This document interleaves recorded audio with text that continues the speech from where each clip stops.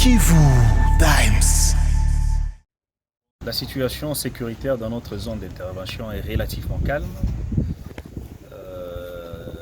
Tout est sous contrôle des forces armées de la République démocratique du Congo, mais l'actualité est les opérations conjointes que nous menons conjointement avec les forces nationales du Burundi. Ces opérations évoluent normalement et dans le cadre de règles d'engagement et du respect des droits humains. En fait, les forces nationales de défense du Burundi, qui travaillent conjointement avec les forces armées de la République démocratique du Congo, ont un mandat et des règles d'engagement signées avec la République démocratique du Congo et ils œuvrent par rapport à ces mandats-là. La MONUSCO a un mandat aussi qu'elle a signé avec le gouvernement congolais et dans le cadre des opérations avec les forces armées de la République démocratique du Congo, la MONUSCO respecte aussi son mandat.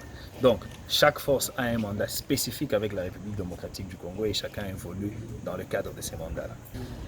Dans le cadre purement opérationnel avec la MONUSCO est là, elle nous appuie logistiquement. Elle appuie logistiquement dans quel cadre? Dans le cadre par exemple d'évacuation de blessés des zones des opérations, dans le cadre de transport de personnel militaire des forces armées de la République démocratique du Congo. Dans ce point-là, la MONUSCO nous assiste. Réellement, lorsque les forces nationales de défense du Burundi sont entrées dans notre zone d'opération, je l'avais annoncé et quand ils ont commencé, ils ont commencé les opérations, je l'avais aussi annoncé.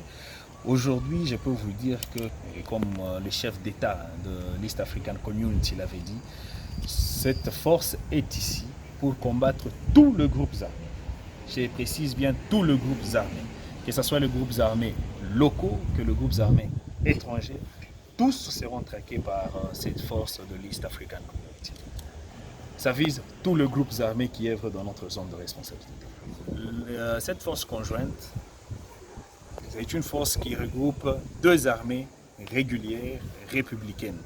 Et ils ont pour mission de traquer tous ces groupes rebelles tout en respectant les règles d'engagement et les règles relatives à la protection des droits de l'homme. Vu l'urgence des opérations, il a été envoyé d'abord ici sur place un commandant des opérations qui est un officier supérieur congolais. Dans le cadre de l'installation effective des officiers de l'East African Community, je pense que vous et moi nous sommes informés qu'ils ne sont pas encore installés totalement à Goma. Quand ils seront installés, là ils verront dans quel cadre travailler. Pour le moment, comme cette expérience a commencé par notre secteur, il y a d'abord un officier congolais qui est chargé des opérations dans ces lieux. Avant d'aller en opération, ces unités-là, que ce soit les unités burundaises ou les unités des forces armées de la République démocratique du Congo, ils ont été cantonnés à Luberizi et ils ont reçu un ordre.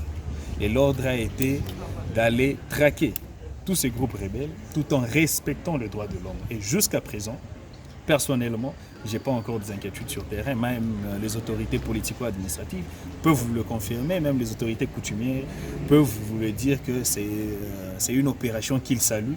Pourquoi? Parce qu'il y a des avancées significatives partout où cette force conjointe passe. Au moment où je vous parle, la population adhère à cet appel de collaboration. Voilà pourquoi je réitère encore cet appel. La population de la République démocratique du Congo vivant dans ces milieux-là doit collaborer avec les forces armées de la République démocratique du Congo et se désolidariser des groupes armés. Il n'y a que les forces armées de la République démocratique du Congo qui est une force régulière qui a pour mission de défendre l'intégrité du territoire national, de protéger cette population et c'est bien. Les groupes armés n'ont pas cette mission-là. Donc, que la population nous fasse confiance.